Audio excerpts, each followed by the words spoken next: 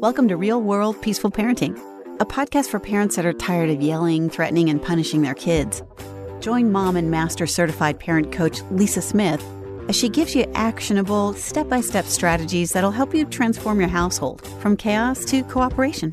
Let's dive in. Welcome to today's episode. I am absolutely thrilled to be with you here today. So, listen, I get it. You're busy. You probably have a to-do list longer than my Target receipt right now. And if you've ever shopped at Target, you know exactly what I mean. So, in an attempt to help you stay regulated, I'm going to keep today's episode short, sweet, and incredibly useful. Consider this one of my many holiday gifts to you. Now, you know those moments in parenting that just kind of stick with you? You know?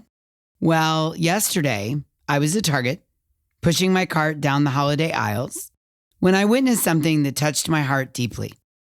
A mom was struggling, I mean really struggling, to stay regulated while managing a cart overflowing with groceries and gifts, plus two little girls that looked like they were about 6 and 8, who were hanging off the sides of the cart, making it difficult for her to push the cart.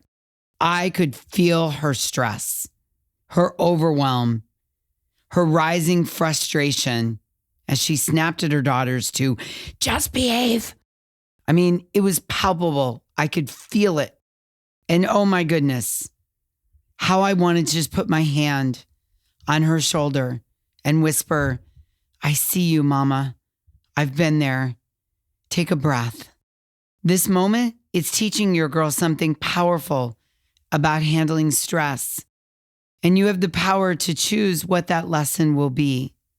That's what I would love that mom to know. Which brings us to today's topic, the silent power of self-regulation. Now, if you've been a longtime listener, you know that we started 2024 with the declaration of the year of self-regulation. And we've been working on it all year here throughout the different podcast episodes. And here we are in the holiday season, the perfect opportunity to put everything we've learned into practice. These final weeks of the year, they're not just about surviving the holiday chaos. They're about creating those magical moments and those precious memories that your kids will carry in their hearts forever. And guess what? Your ability to stay regulated during this busy season is the secret ingredient to making it all happen. Here's the truth bomb I want to drop right at the start. Your actions, they're teaching your kids way more than your words ever will. Every single time you take that deep breath, instead of yelling, every pause before responding, every moment you choose patience over frustration, you, yes, you, right now, are giving your kids a masterclass in emotional intelligence. Because here's what I always say, and I want you to really let this sink in. Our kids don't do what we say, they do what we model. Let that land for a moment. They do what we model. And I want you to model, pause, and respond rather than react. Let me share a story from one of my clients, we'll call her Amy, that really brings this home. Amy came to me feeling frustrated about her 6-year-old's emotional outbursts. Amy said, I keep telling her to calm down, but nothing works, which makes me laugh because I always say in the history of mankind, no one's ever calmed down from being told to calm down. And then one day during a particularly challenging morning rush, Amy caught herself about to lose it over spilled cereal. But instead of reacting, she took a pause, took a deep breath, and said out loud, I'm feeling really frustrated, but I can handle this. And you know what happened next? Her daughter started mimicking this behavior during her own tough moments. Now, if consistently choosing calm over chaos feels like an uphill battle, you're not alone. You are not alone. I mean, really, you are so not alone in this.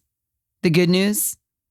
It all comes down to 2 essential skills: self-control and nervous system regulation. And you have me here by your side to help you. support you, guide you, and hold you accountable. When you develop these skills, and yes, they can be developed, you unlock what I like to call a parenting superpower. You can face stressful situations with composure, model healthy responses, and demonstrate the power of patience. When you do this, you'll be teaching emotional regulation through lived examples, not just words. It's powerful, right? Okay, but here's the million-dollar question I know you're asking. How do we actually do this, Lisa? How do we maintain our cool when everything inside of us wants to react? Well, I always try to have an answer for you. So let me break this down into 3 practical steps. The first step is you need to recognize your triggers. And sometimes looking back is the easiest way to uncover this. So I want you to think about the last time you lost your cool. What was happening in your body? Maybe your shoulders tensed, your jaw clenched, your breathing got shallow. You felt hot. If you're anything like me, when I get triggered, I feel like there's a gorilla sitting on my chest, and I literally can hear the blood whooshing through my ears. Now, these, my friends, are called physical cues. And physical cues are your early warning system. And so I want you to start paying attention to them. Really know them and be on the lookout for them. Step 2, create your pause button. This is where the magic happens. When you feel your early warning system, when you feel those trigger signals, imagine hitting a giant pause button and just take 4 deep breaths. In and out. In and out. I know it sounds simple, but it's revolutionary. When you breathe deeply in and out, you are telling your central nervous system that you are safe. You are helping physically regulate your body. And then step 3, choose your response. Don't just open your mouth and let things fly out. Be intentional, choose your response. As you're pausing or after the pause, ask yourself, what do I want to teach in this moment? Because here's the truth. You're always teaching something. The only question is what? Let me say that again. You're always teaching something. The only question is what? Okay, let's look at what pause and respond might look like in real time. You know, those everyday holiday moments that test the most regulated of humans. So picture this. You're trying to wrap presents after the kids are in bed. You're exhausted. You're running low on tape and patience. And suddenly you hear little feet padding down the hallway. Your first instinct might be to snap in frustration. What if instead you use this as a chance to model healthy stress management? Or how about this one for those of you with teens? You're trying to coordinate family photos for those holiday cards. You know, the ones you promised you'd send out early this year. And your teenager is rolling their eyes, complaining that these pictures are so cringe and asking why they can't just stay in their room. Your blood pressure is rising as you think about the photographer's cancellation policy and how if you don't leave right now, you're going to be late. What if instead of getting into a power struggle, you pause and you acknowledge their feelings? I hear you're not excited about this. I know it might feel awkward, but I just love having those photos, and it's a beautiful gift you give me when you're willing to go and smile in a couple pics. And how about we look at the photos together afterwards, and you can help choose the one we use. Pause and respond. And here's one I know happens in practically every home during the holidays. Your kids are fighting over who gets to put the star on the tree, a battle that seems to get more heated every year. One's crying, "It's not fair," while the other's shouting, "But you never let me go first." And let's be honest, you're tempted to just put the dang star up yourself on the tree or snap. That's it. No one gets to do it. But what if you take a pause, you take your 4 deep breaths, you ask, what do I want to teach? And use this as an opportunity to model problem solving. You take that pause, you take those 4 breaths, and you say, I see you both really want to do this special job. Let's figure out a way to make it work for everyone. Maybe each kid can take a turn putting the star on the tree. Okay, you might be thinking, Lisa, this all sounds great in theory, But how do I actually make this my default response when the holiday stress hits? Well, my friend, I've got you covered. Let's make this real and doable with 2 powerful exercises that will help you build this muscle. Ready? For the next week, I want you to do 2 things. First, start with a trigger tracker. Try saying that 3 times fast. Jot down the moments that push your buttons. What time of day was it? What was happening? Where did you feel it in your body? Really track the triggers. This is magic, I tell you, magic. And I don't care if you write it down in the notes section of your phone, on the back of a Target receipt, in a journal, just jot it down. And then the second step is to practice your pause. Set 3 random alarms on your phone each day. And when they go off, wherever you are, whatever you're doing, take 4 big, deep breaths. We're building the pause button muscle. And listen, I get it. This isn't easy, especially during the holidays when our stress levels are through the roof and our to-do lists are longer than Santa's. But here's the thing. What we're covering today is actionable and helpful. And if you practice the steps I've outlined, you will feel a difference.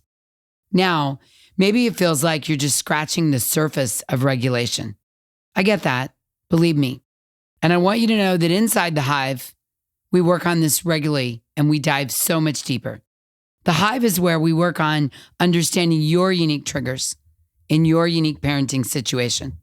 Inside the Hive is where I help you develop personalized regulation strategies and create practical tools that work for your family during challenging times like the holiday season. Our Hive members get access to specific workshops on emotional regulation, personalized coaching on implementing these pause and respond techniques, and my favorite part, a community of parents who are all working on staying regulated during real life moments just like these. So if you're ready to transform these final weeks of 2024 and make self-regulation your superpower, then I want to invite you to come join us inside the Hive.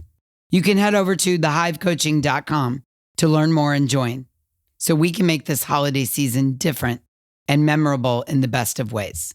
So let's conclude with this.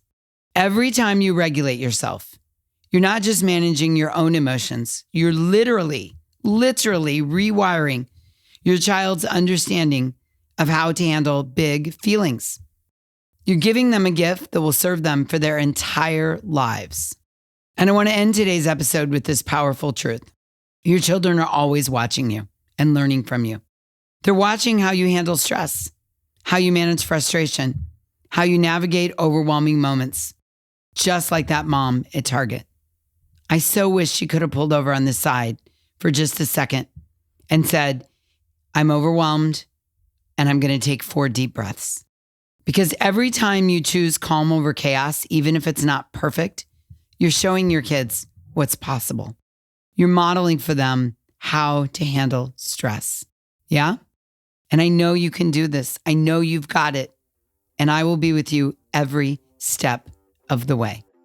Okay, until next time, I'm wishing you peaceful parenting. Thanks for listening to Real World Peaceful Parenting. If you want more info on how you can transform your parenting, visit thepeacefulparent.com. See you soon.